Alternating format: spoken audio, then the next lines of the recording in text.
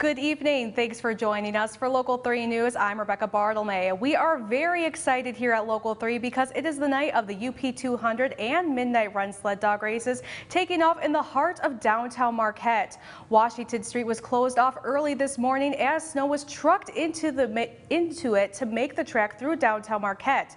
We were there as the first pieces of the starting line gate were put into place. It goes together like an adult set of Lincoln logs. It takes so many volunteers to make this event possible. We met up with a group from the Marquette-Alger Regional Educational Service Agency. Morgan, Carrie, and Sawyer were doing an amazing job of setting up the barricades to keep the crowd and dogs safe. It was pretty good to know that we're helping out the community. It's fun helping out the community. I feel happy and that you can do new stuff in the community. These folks worked hard this morning. They are part of a transition program which services students 18 to 26 years old that qualify for special education. They work on independent living, social, and job skills. Some of our days out in the community volunteering for different events are some of the most rewarding days. Watching the students interact with each other to get the work done and also members of the community. It's really rewarding to see just lots of smiles and laughter, and you can just feel the energy afterwards that they feel really proud of what they've accomplished. Thank you again to the dozens of volunteers who spent their morning getting the stage set for tonight. And now that the magic is all put together in downtown Marquette, Local 3's Haley Schoengard joins us live from the starting line, where in just about an hour from now, these dogs are going to put their best paw forward in front of hundreds of fans. Haley? Good evening, Rebecca. The atmosphere is absolutely electric down here tonight. People are starting to come on down and pack Washington Street to watch these dogs do what they do best. Now, I am joined by Darlene. She is the president of the UP Sled Dog Association. Darlene, thank you so much for being here with me tonight. Thank you. Awesome. So, how does it feel? I mean, after a year off, we're finally down here at the start line. How does it feel? It is very exciting. It's starting to build, and that's what we're here for, to have everybody downtown. The dogs are here, they're behind us, they're getting their teams ready, the mushers are starting to organize, and it just keeps building more and more excitement as the night goes on. Exactly, you said it right there. The energy is only going to ramp up as the night goes on.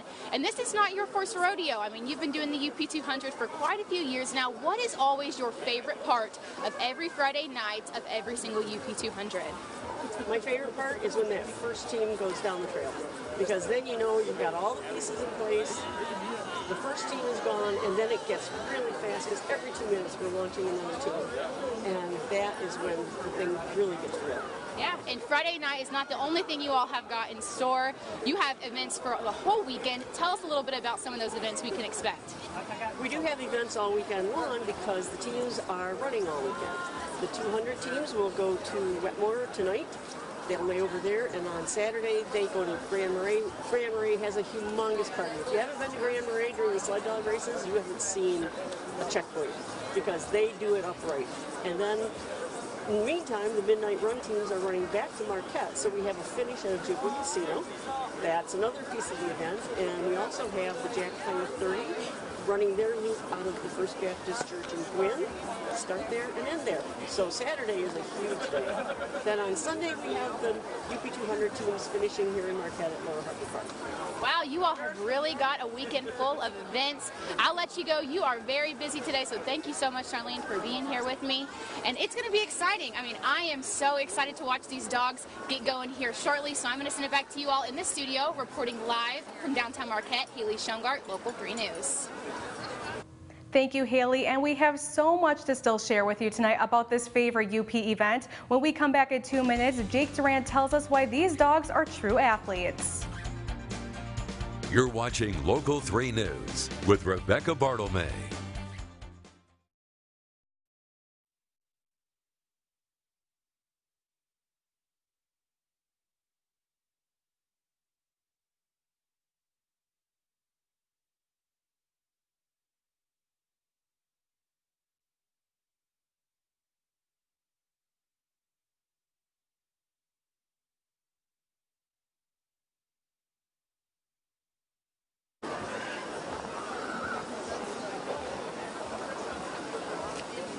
Mic check, Jake. That's right, Rebecca. I'm here in downtown Marquette getting ready for the UP200. Mic check 1, 2.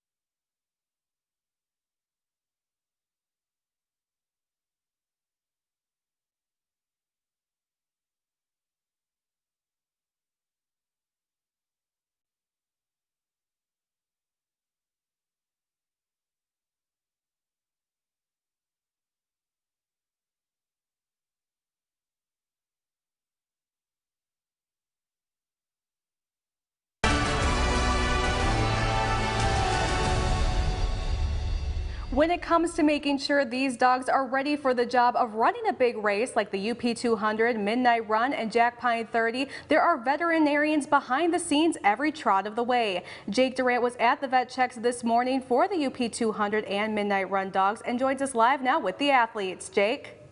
No. Stand by, Jake. Jake. Go.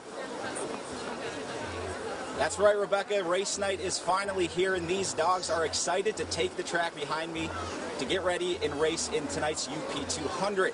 Now, just like any athlete, these dogs had to pass a physical this morning to be able to race tonight. Now, speaking with Tom Gustafson and the team, they said that these dogs are ready to roll and ready to get this thing started.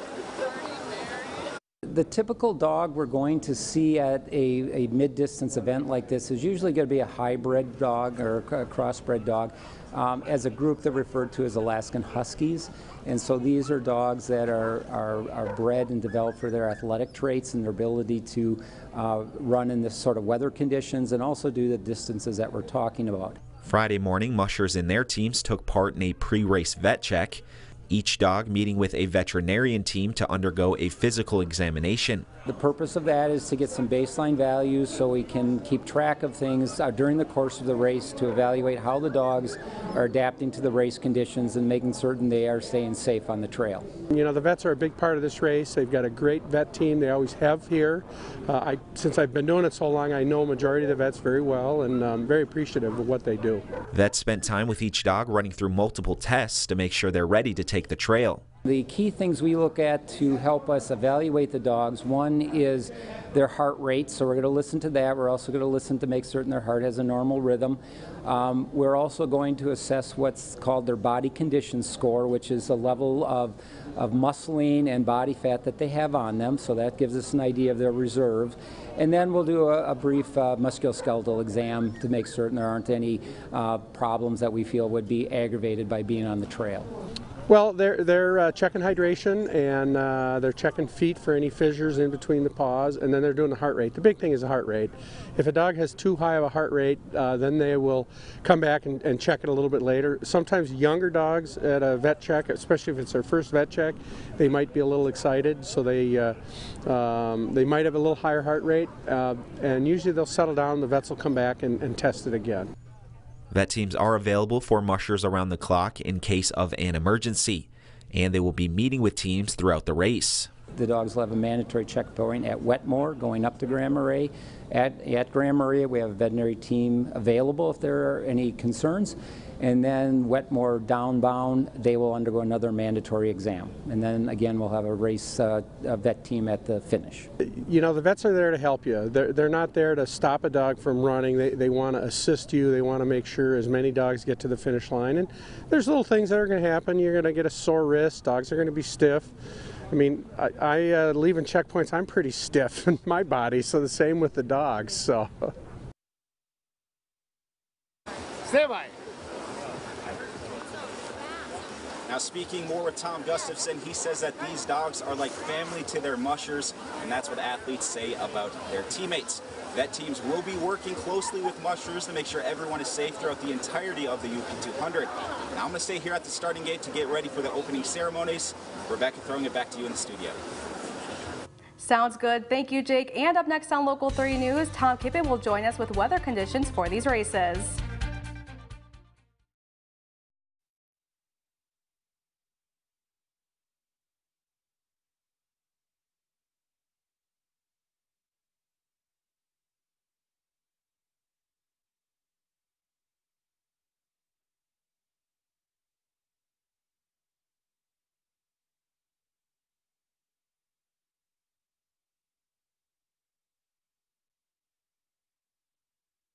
Go to the judges table.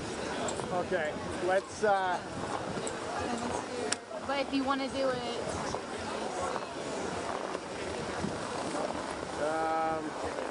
Why don't we just do it right here? you want to do it back over here with the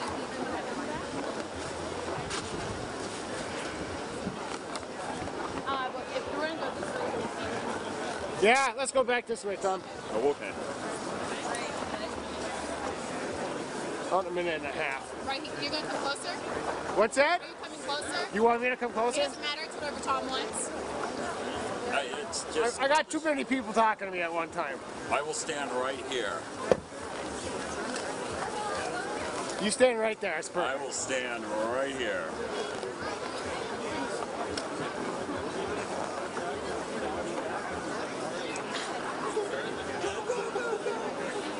One minute.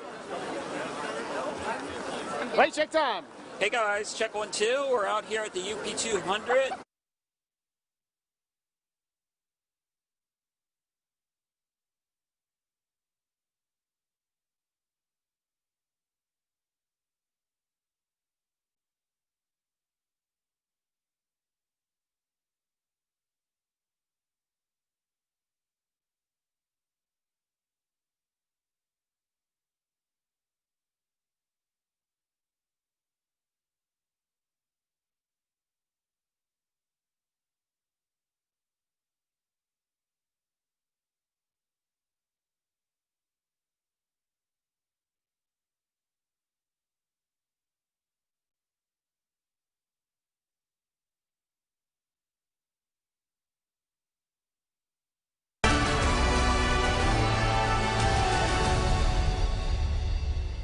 I sure hope everyone out there this weekend has their hand warmers and lawn johns. Meteorologist Tom Kippen joins us live from downtown Marquette with the forecast. Tom? And thanks a lot, Becca. Definitely in the layers tonight. Got the good gloves going. And we got the snow beginning to fly around once again. Downtown Marquette right here at the UP200. It is so awesome to have the races back after a year off due to COVID-19. And I've always loved dog sled races. And in fact, let's fire up the Max computer. And yes, that's me, age 9, at the dog sled races when they were in Curtis in the 90s. So that's me getting a photo taken by my late grandfather.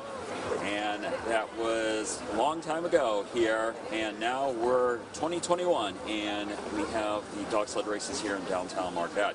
Weather, it is going to be cold tonight. Not as cold as last night, but definitely cold tonight. Got the UP200 getting going, and also the midnight run. Temperatures will be in the teens, and eventually temperatures tonight around 10 above, or even into the single digits. Wind chills are going to be very low, and they're down there already. Definitely can feel the chill in the air. Let's get you to the blizzard warning here. and that is in effect, or excuse me, winter weather advisory. That is in effect here through the evening hours, but later on tonight it is going to a blizzard warning that is in effect. And also with the blizzard warning, we do have a winter storm warning that is in effect. So mostly this all means that we could have some difficult travel here and low visibility. It's not going to be so much in terms of heavy snow that we are expecting tonight, but we are expecting some stronger winds, and those winds could gust 50 miles per hour or stronger. So here's what's ahead. We're going to continue with some snow and some wind.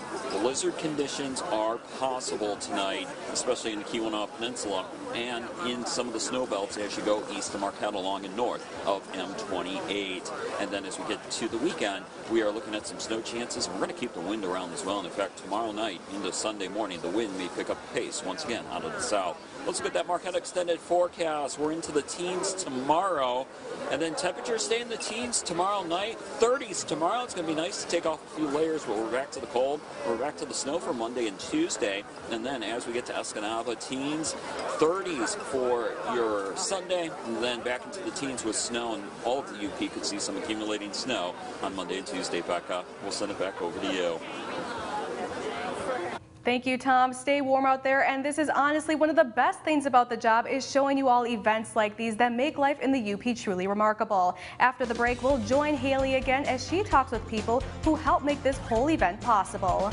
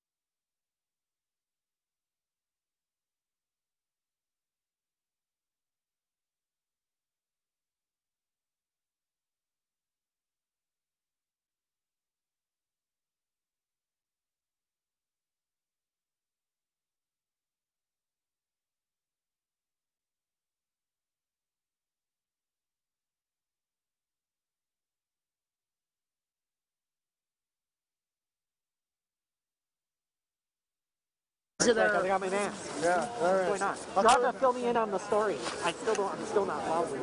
Oh, yeah, we need to talk.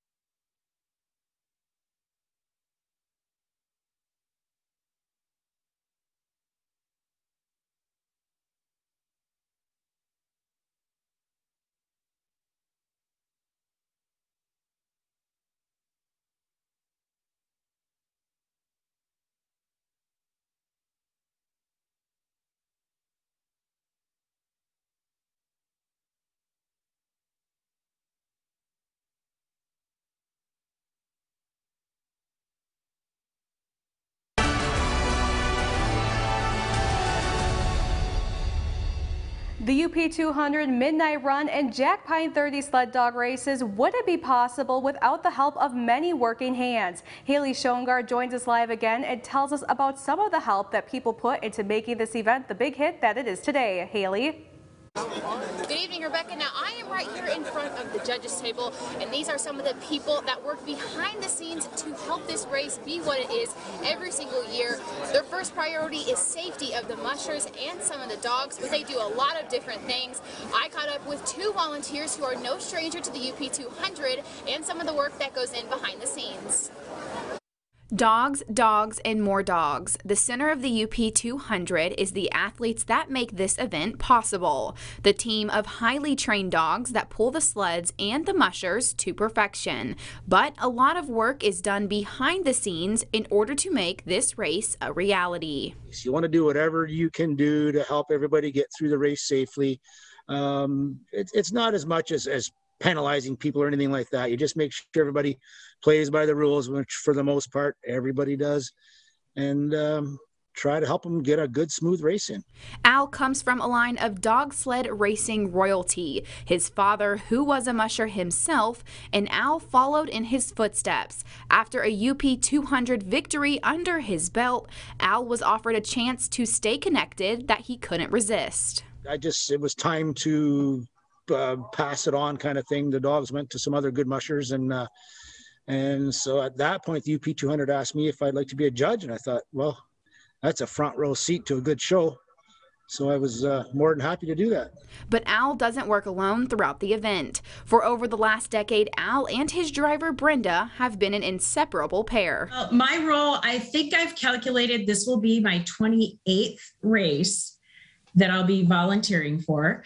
And I started out as a driver for a judge and stayed there. So I have been driving judges and actually Al, the race marshal, for years and years. And my job is to get them to wherever they need to be on the race trail, be it a checkpoint, be it a road crossing, or wherever the trail might be running parallel to the road. My job is to get him or her, because we do have female judges, to where they need to be. Due to the Canadian border restrictions in relation to the COVID-19 pandemic, Al is not able to make it as the race's race marshal, but his legacy he has built will not be absent. Yeah, even I was here last year, and I flew home for 2 weeks just to go to the race, and then flew back here. Like, that's how much it means to me. I really enjoy it. So, he's been around the race for eons, his dad being a musher and then him mushing and racing and being a winner of past, and then now being a judge.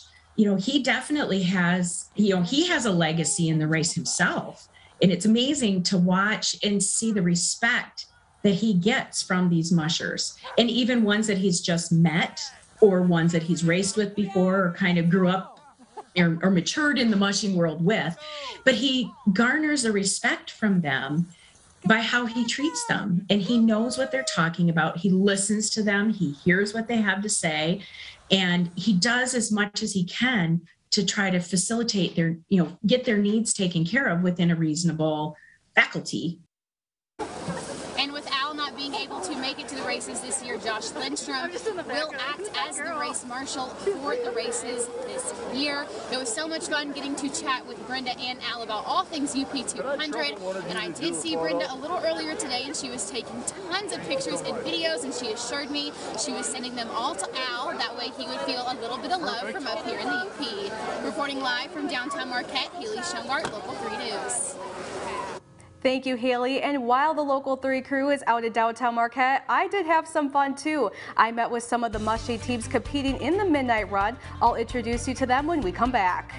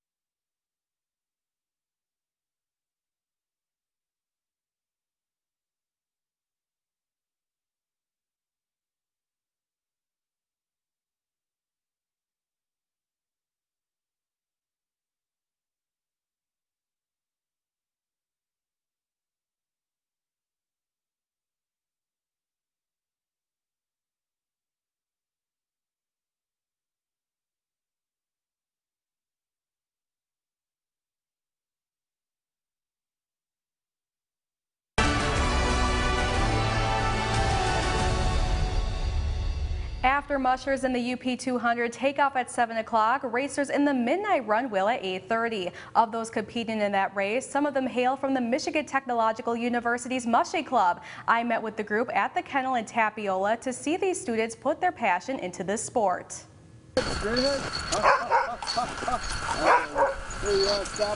Tom Bauer is the owner of Otter River Sled Dog Training Center and Wilderness Adventures. Tom has been working as the host site for the Michigan Tech Mushing Club for about 5 years. I think I've had 2 students out of 100 maybe that have had dog sledding experience in the past, and they come from all different backgrounds. We've got one student that's actually from Covington, that's a senior this year. We had a gal that graduated last year who was from Las Vegas, a young man who graduated last year that was from Chicago. They're from all over the United States. My dad is an MTU alumni, and he sent me an article about it from, I think, like their first year. About the mushing club, was like, hey, you should check this out. And as a kid, like, I always wanted to run sled dogs. Like, I thought the Iditarod was the coolest thing in elementary school. This is Suze's 3rd year with the club. They have competed in both races like the Copper Dog and also behind the scenes as a handler. During my trip, Suze was helping the Witt family visiting from Iowa experience the magic behind sled dog racing. Daughter Stella was in her element being around all of the pups. Oh yeah, they're fine. They've pulled 2 people my way before. This was a Christmas gift. We wanted to come up and do a little dog sledding. I thought it was a great time, honestly. Like, I was the one steering the sled, and she was the one in, like, just sitting down in it. And, like, it's another experience, honestly. Just you're going fast with the dogs, you're just there with the dogs. It's humble, it's fun, it's just having a great time. And with 3 teams associated with the MTU Mushing Club racing in the 90-mile Midnight Run, just like Suze was behind the scenes helping the Witt family, they'll be on hand helping their team this weekend. For me, like, I'm really excited to watch people, do the race. So I think the Midnight Run's really cool, because it's like runs all through the night, and it's a more like intense race. I feel like some races, it's like you get day breaks. So I feel like it's really cool to like watch club members like put so much time in to do a really intense race like this. Tom is one of the mushers in the Midnight Run, and he knows these races very well. I was in the first UP200 in 1990. It was kind of what sucked me into dog sled racing, was going and racing that race and having some success in it. And due to the help of 2 awesome veterinarians, Tom Cooley and Dennis, I got through that race looking pretty good. And what keeps Tom doing this is the natural beauty of the sport. People ask me, or they tell me, boy, these dogs really love to do this, and I'm like, I think they do. I hope they do. I really do. I don't know, really what the dogs feel, but I know that they sometimes, I guess they have to, because this is triggered in them. This is what they were born to do, and they just do it naturally. And it's so much fun to have this experience with a group of dogs where you're the coach and you're the leader and you're one of the team. There's an 8-dog race. But I always feel like the team too. And we're coming back in 1 minute with another half hour of UP200 coverage.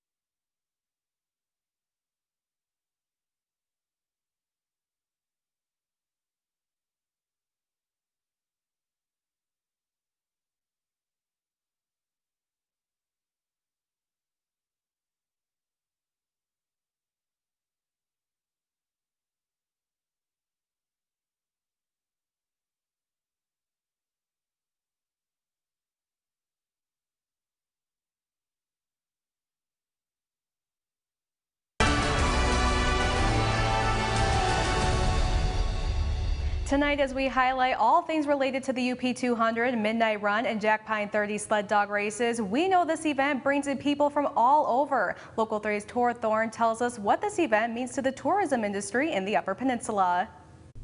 A big part of what makes the UP200 a cornerstone of winter activity in the Upper Peninsula is how much the race means to the local communities.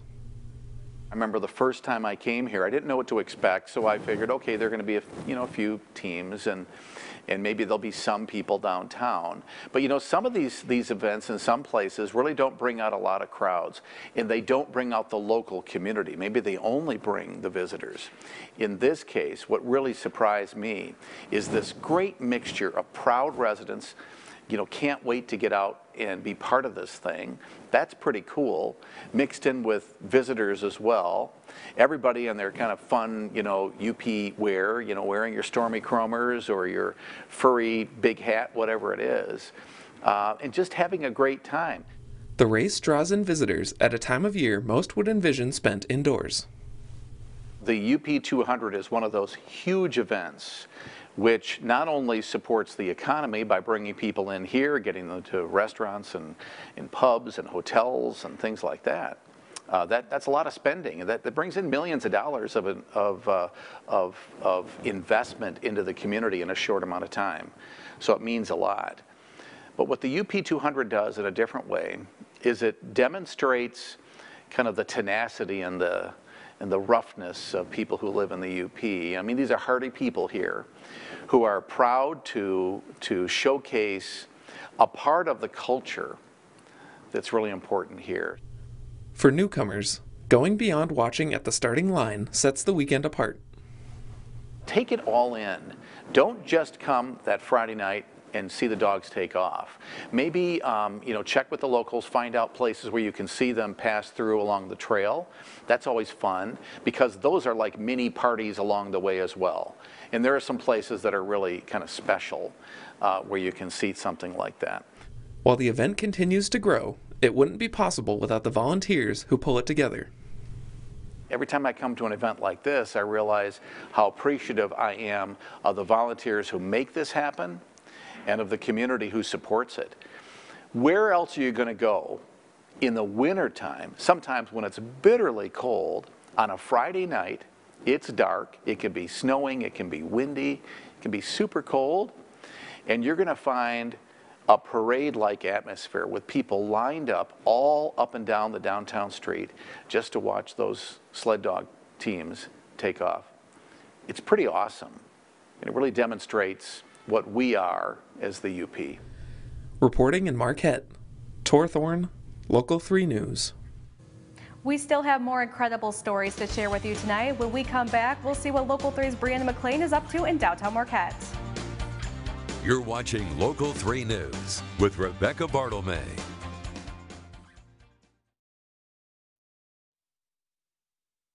Break before my shot? Yeah, I think so. Mic check.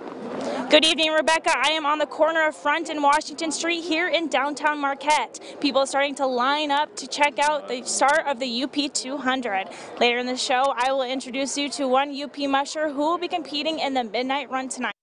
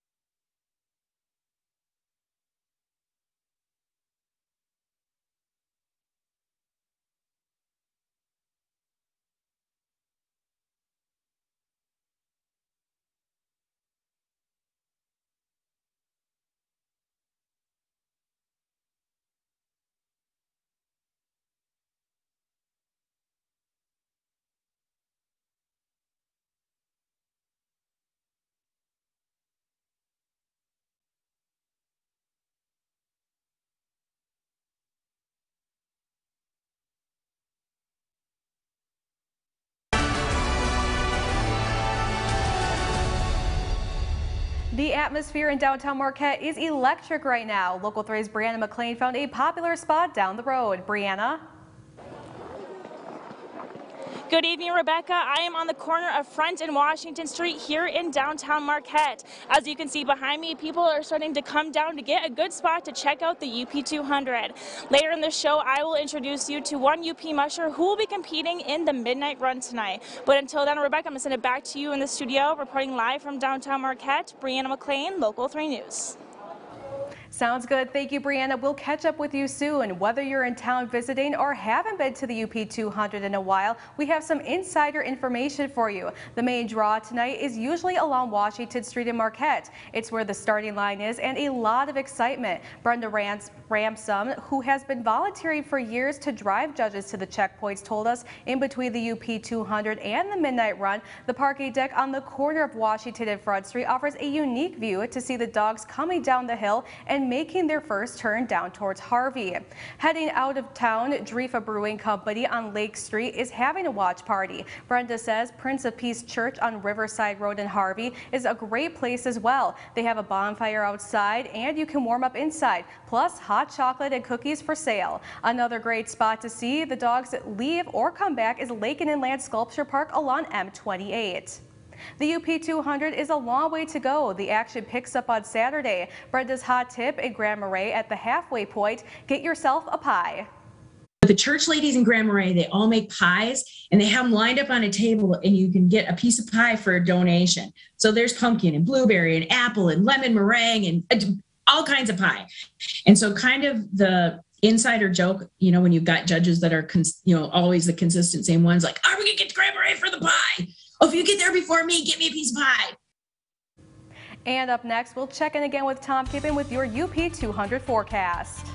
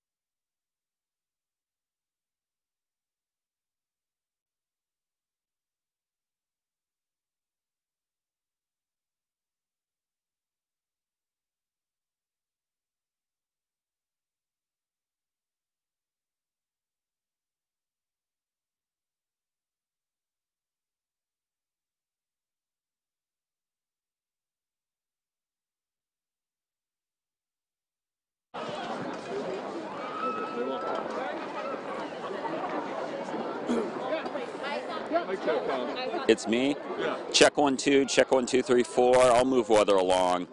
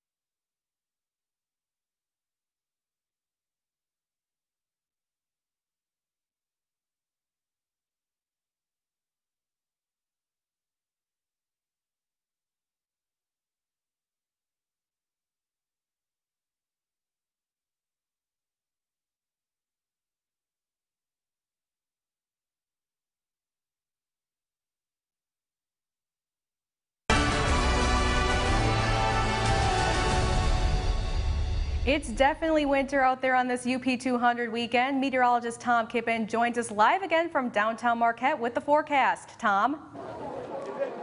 And welcome back to Local 3 News at 6. We're out here downtown Marquette for the UP200. You can see the snow flying around as well. And we're getting ready for the dogs to start the UP200. Let's get you to our weather graphics here for our UP200 weather forecast. Yes, that's me, much younger age.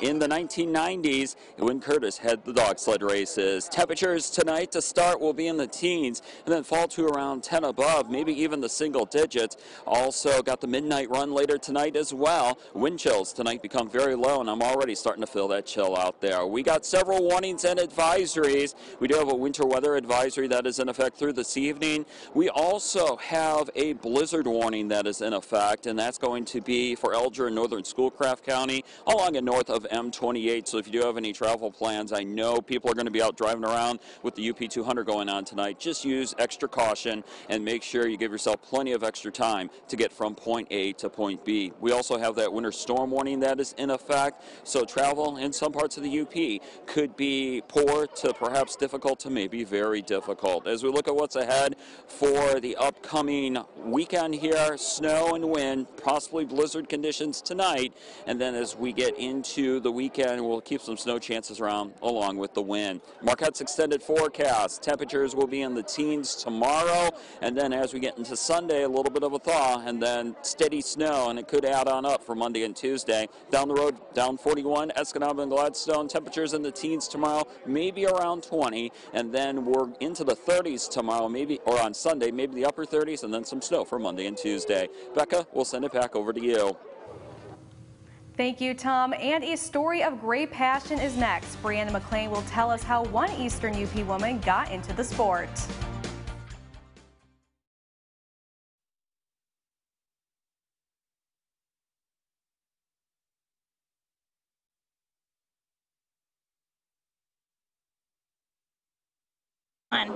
Good evening, Rebecca. I had the opportunity to meet with Laura Neese a couple weeks ago. She's a 25-year-old musher based out of Luce County, and she will be competing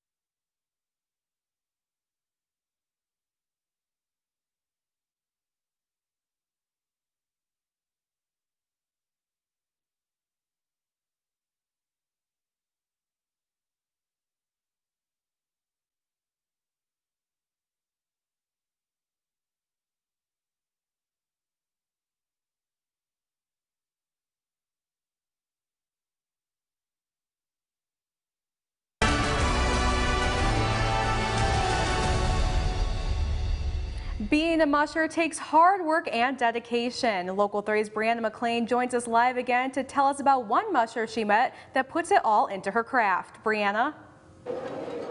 Good evening, Rebecca. I had the opportunity to meet with Laura Neese a couple weeks ago. She is a 25-year-old musher based out of Luce County, and she will be running in the midnight run tonight. And when I spoke with her, she told me of the story of how she fell in love with sled dog racing. Check it out. Located 10 miles south of Tequamanon Falls State Park is the home of My Dog Summer Sled Dog Center and where Laura Neese trains her team.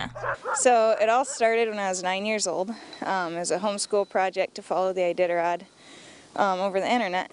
So little farm girl down in Ohio fell in love with sled dogs, and yeah, from then on I knew that's what I wanted to do when I grew up. And so when I was 18, I ended up here at Nature's Kennel to run tours for a year and give people dog sled rides. From there, I took over the race team, and 7 years later, still here. Laura ran her first race in 2012, a 12-mile journey. She is now 25 years old and has run thousands of miles in numerous sled dog races. I've had a lot of really phenomenal opportunities and just tons of adventures with these incredible dogs all over North America. I've been able to race 2 1,000-mile Iditarods, 2 1,000-mile Yukon Quests, and lots of 200 and 300-mile races all over the continent. And yeah, just seen a lot of beautiful country and spent some pretty powerful moments out there with my dog team. With sled dog racing season here, Laura is gearing up her team for the Midnight Run, a 90-mile 8-dog team race. Every run's different. Every year is different with you know, training conditions, everything. But you know, overall, it's just a lot of peace and quiet and solitude and being out there with my best buddies, traveling miles away from any other human, and I really like that. It's a 24/7 job for Laura, between taking care of the dogs, training the team, and grooming miles of trails. For me, the coolest thing about dog sledding is seeing the dog's passion. And I mean, they live to run. And that's honestly, when it comes down to it, that's why I spend, you know, 10, 12 hours a day removing snow and grooming trails so I can go out and run dogs, because they love it and they're the happiest dogs on earth. And when the snow melts, Laura will be officially opening the My Dog Summer Sled Dog Center to the public, starting in May of this year. She is excited to share this sport she loves in a unique way. A lot of people don't know what sled dogs do during the summer, and so that's what it is. So I'm located up 10 miles south of Tequamanon Falls, and it'll be kind of an educational experience where people can come and cuddle puppies and meet the race team, learn about what goes into sled dogs and 365 days a year, and what it's all about. So really excited for that, and I'll be open every year into May through the end of September. Before I left, Laura offered to give me a sled ride with her team, and of course, I said yes.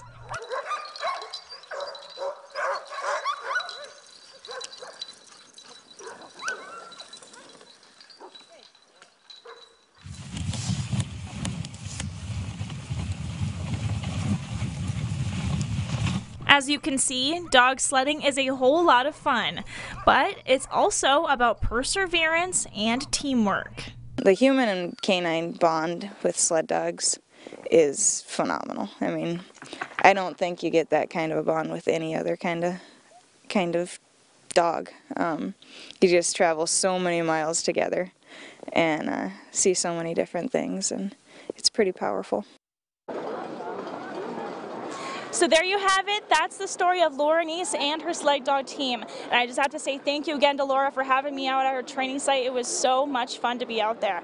And as Laura mentioned, she will be opening her My Dog Sled Center this summer in McMillan. So if you want to check that out, you can go to mydogtours.com. Rebecca, I'm going to send it back to you in the studio, reporting live from downtown Marquette. Brianna McLean, Local 3 News.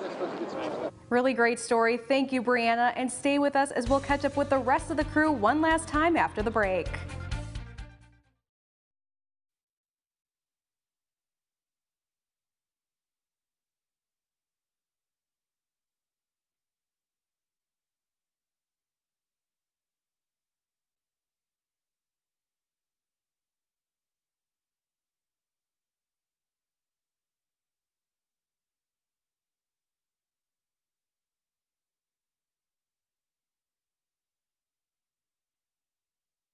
Okay, so I'm going to say...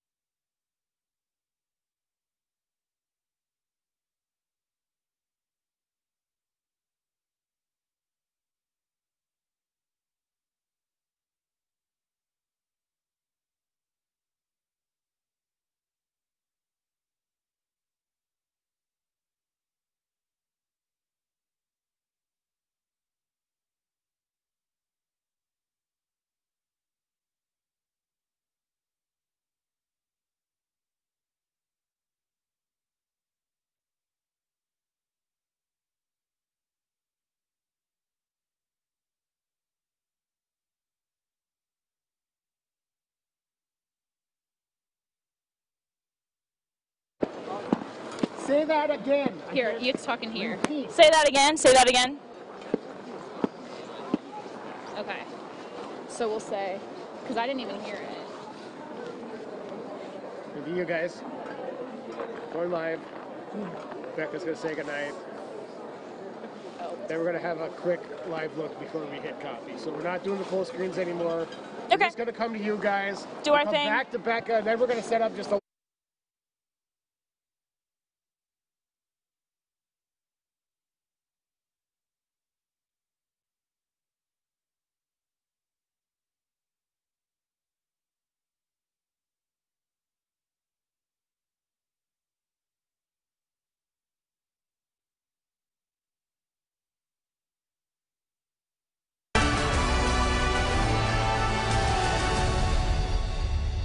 Well, it's been a magical evening in downtown Marquette, and we are moments away from the start of the UP200. Jake Durant is still at the starting line getting coverage, and we'll have that for you tonight at 10. The trio of Brianna, Haley, and Tom are joining us live one last time from just down the road from the starting line. How's it going out there, guys? Good evening, Rebecca. The more people are starting to trickle down here now. It's getting really, really packed, and the energy is still just contagious. It keeps building up as people are ready to watch these dogs. Oh, I couldn't agree more, Haley. And I hate to admit this, but this is only my second UP200 as a Uper, but it's definitely becoming one of my favorite events here in the UP. And so, Haley, you're from Kentucky, and this is your first UP200. So how's it going for you? What do you think? Do they have anything like this in Kentucky? I've never seen so much snow in my whole life, especially except for at like ski resorts or things like that. Yeah. But we have the Derby in Kentucky, but you can't get this close to the dogs. I mean, people are right up there on the rails. You can hear the dogs barking. You can hear the mushers talking to them. I mean, there's nothing this intimate in Kentucky. The Derby's cool and all, but this is a whole new level. And Tom, you went to some sled dog races as a kid. Yes, definitely. We had the dog sled races in Curtis, and those were in the 1990s, and unfortunately they came to an end, but I always love coming to the UP200. This is actually my first time being downtown. Usually I'm out at the checkpoints out by the Michigan State Agricultural Farm over towards Buckhorn. In those checkpoints, I'm usually working the crossing guard stations, but this is my first time here downtown, and I'm just loving all the energy that is building up here on Washington Street. It is definitely amazing. And Haley, you were saying how close you can get to the dogs. I'm guessing you can't get that close to the horses. Oh no. At Churchill Downs. Oh no. That would be good. No, it is a whole different place out here, but I am so excited. So we're going to send it back to Rebecca in the studio, reporting live from all of us down here in downtown Marquette, sending it back to you all. Thank you, guys. Looking forward to all the coverage you get tonight. And like I said earlier, we will have that for you tonight at 10. And thank you for joining us. We'll send you off with one last view of downtown Marquette, and we'll be back at 10. But until then, have a good night.